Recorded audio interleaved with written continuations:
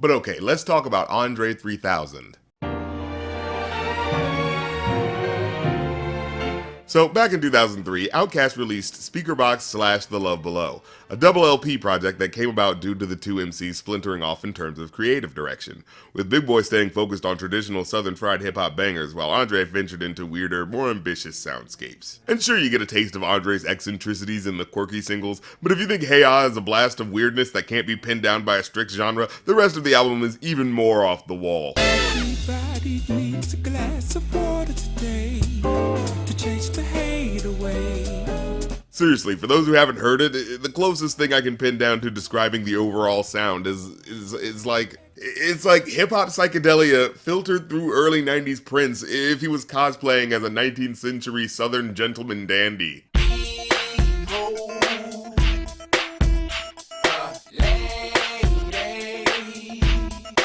And I'm not exaggerating for comedic effect, just listen to this music. Sophistiphone, aristocats, distinguished dogs, clean up your act. Tell me this doesn't come off like a soundtrack to a steampunk dirigible race for a fair lady's hand. Even the skits feel like tea time in the park with fancy parasols. Ah, such sweet sound. The Fiddler on the fucking Roof. Hey, I actually watched Fiddler on the Roof recently, and I don't remember that melody being in there. It doesn't sound nearly as Jewish or as heartbreakingly sad as the music from that show. In fact, just to be sure, hold on, let me do a Shazam on this bitch real quick. We gonna rap critic this classical musical shit. I knew it. It's not Fiddler on the Roof. It's some 17th century Bach concerto. What the hell, Andre? You're supposed to be the cultural renaissance man here. Now, of course, I don't mind the campy elements of the record. Hell, I actually really like how he chose to flip the image of the tough guy rapper shtick everyone else was doing, and showing that a different, less aggro facet of masculinity can still command respect and push units. That said, even as a super fan of the group, watching Andre do his thing unfiltered or unrestrained by convention, I still remember as a kid feeling like a lot of these tracks missed the mark in terms of quality. Certain joints just seemed to go on for too long, or they'd feel a bit unfinished and aimless. Guest features felt randomly placed and underused. And then, of course, there was that hyper uncomfortable song with R. Kelly about how vast age differences between couples isn't that big of a deal, right? Yeah, they even start the track by sampling a song R. Kelly wrote for an at-the-time underage Aaliyah about how age doesn't matter. Now, to be fair to Andre, his verse is about hooking up with a much older woman, but it's still a pretty skeevy affair. And years later, interviews I read would confirm that dude was kind of biting off more than he could chew. See, originally Big Boy was gonna go solo with a normal album, while Andre was busy planning this sprawling project that was gonna be a movie musical, where every song was supposed to represent each different character in this whirlwind globe-trotting romantic epic. But they were starting to get crunched for time and budget, so the loftier ideas of the project ended up getting swallowed up in the process, leaving us with a bit of a bloated project where, despite its myriad of underbaked tracks, it still coasted to success on the back of the juggernaut that was Hey Ya, the one unarguable joint where the steampunk mad scientist devised just the right concoction to capture the ears and hearts of the world in 2003. However, whereas Hey Ya is where the experimentation paid off, most of the tracks on especially the back half of The Love Below were more like Roses, by which I mean had brilliant flashes of ingenuity, but were marred by barely fleshed out song concepts that spin their wheels and end up going on for way too long at the end. So let's break down why I feel that way with this track, actually kicking things off on a positive note with this incredible extended intro piano line. It's certainly nothing to complain about there.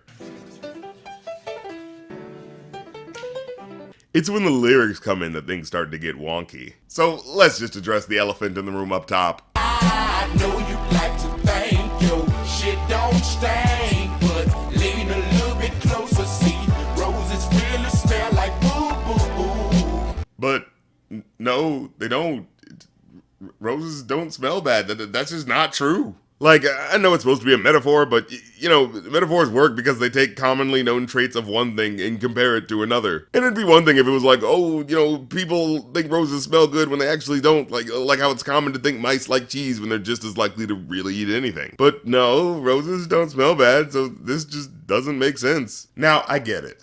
The hook is supposed to be about how the girl he's talking to thinks she's awesome, but she has her flaws and imperfections beyond her looks. But, you know, that's why the phrase every rose has its thorn works as a metaphor. A beautiful rose can hurt you just like a beautiful woman can. Oh ho, you connect the point they're trying to get across. But if you put together the full message of this hook, what he's saying is, well, you may think you're as perfect as a rose, but actually, roses smell bad. To which any person would say, no they don't.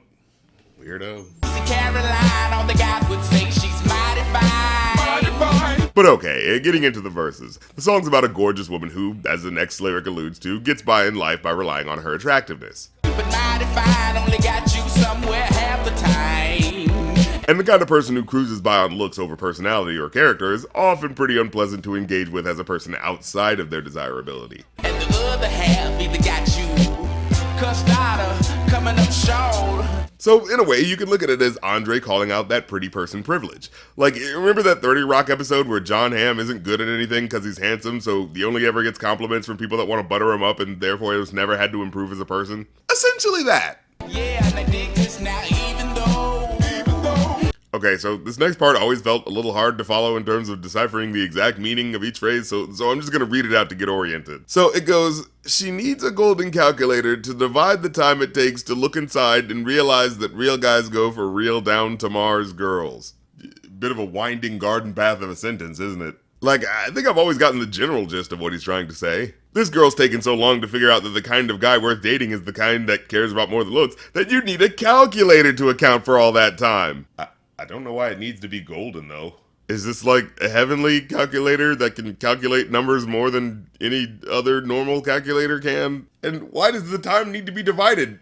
And by what number? Well, I guess if he said to multiply the time, that'd be saying to increase the time she needed to make that discovery. So the use of dividing here means to decrease that time, right?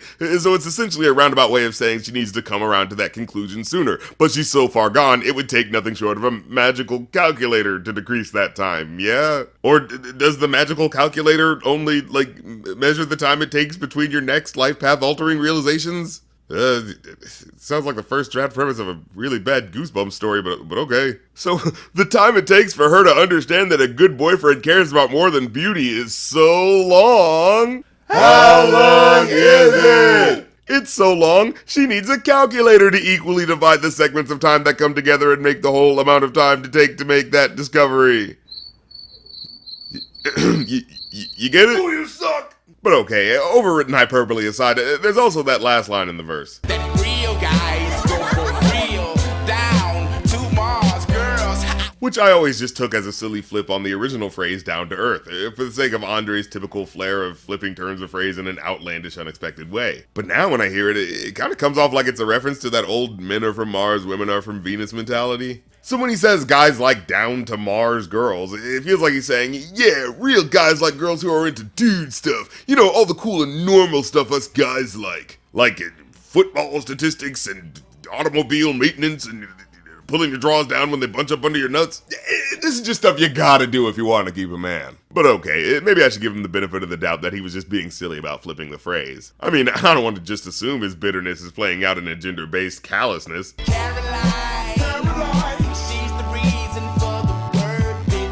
Okay, well, I guess there is that line. I hope she's speeding on the way to the club, trying to hurry up and get to a baller or a singer or somebody like that, and try to put on her makeup in the mirror and crash. But you know, the next part is just so goofily melodramatic, you can't get too mad at it. Crash into a ditch, just playing. Like, you know, not to take it too seriously, as it sounds like he's purposely portraying that hormone-riddled teenager letting his emotions and imagination get the best of him with how much this girl's got him in his feelings, to where he has to do that nervous backtrack at the end there to save face. And whereas Andre's parts have a bitter but charming feel to them, the same cannot be said for Big Boy's verse, which really drags things down. Cause see, Andre's approach to the topic is silly and endearing with the flowery way his language illustrates his feeling about this girl.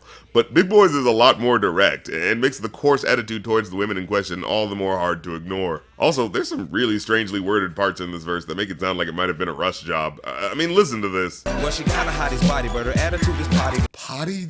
What adult uses the word potty? Like, I get he's saying toilet, like her attitude is shit, but it really comes off like he was running out of rhymes to talk about a sexy woman after already going through hottie and body. But he could have said something like snobby or snotty or something like that. When I met her at a party, she was hardly acting naughty. And this line especially comes off like, you know, writing for the rhyme instead of what would actually make sense. Cause he makes it sound like he normally expects all women to act hypersexual when at parties. I mean, I kept asking, but none of the girls there wanted to demonstrate their sexual prowess by tying a knot in a cherry stem with their tongue. I mean, Last wedding reception I ever sneak into, that's for sure. I said, Shawty, would you call me? She said, pardon me, are you balling? What an awkward conversation. So he said, hey, so how about you call me sometime? And she responded with, pardon me, which weirdly formal way of speaking, but okay. She responds with, pardon me, are you bawling? She's essentially cutting him off to say, hey, before you continue talking to me, I gotta know if you're a baller who's got some money to burn. But why'd he make her say it like that?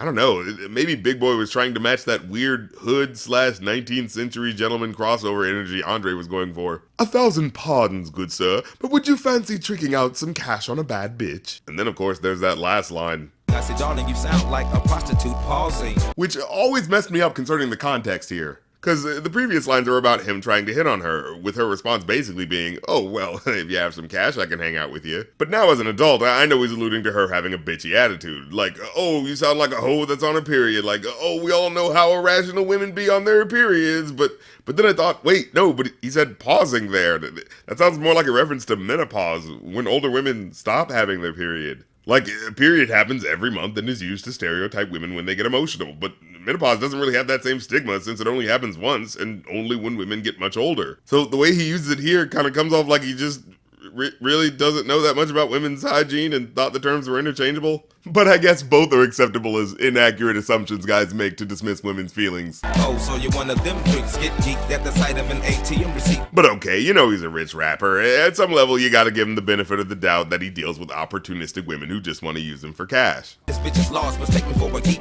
quick way to eat, deep place to sleep, rent a car for a week, trick for a treat. And so he makes it clear that if he's gonna mess around, it's not gonna be without a condom, so he doesn't have to deal with unwanted pregnancies or STDs. No, go on the wrong sex, my ace test is flawless, regardless. We don't want to get involved with all them lawyers. But then it ends on this dud of a line. If judges just to hold grudges in the courtroom, I want to see your support, bro, not support you.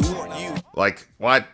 A lyric about avoiding child support that ends on a pun about support bras? Like, come on, man. This is truly the corniest way you could have possibly ended this. Women don't even wear support bras outside of working out most of the time, so what, are you trying to have sex with her specifically at the gym? Like, what's going on? But yeah, then the song comes to a close. Right after this part goes on for like 30 seconds longer than it needs to. Crazy bitch, crazy bitch, Bitch, crazy bitch, stupid ass bitch. crazy bitch. It's like, guys, we get it.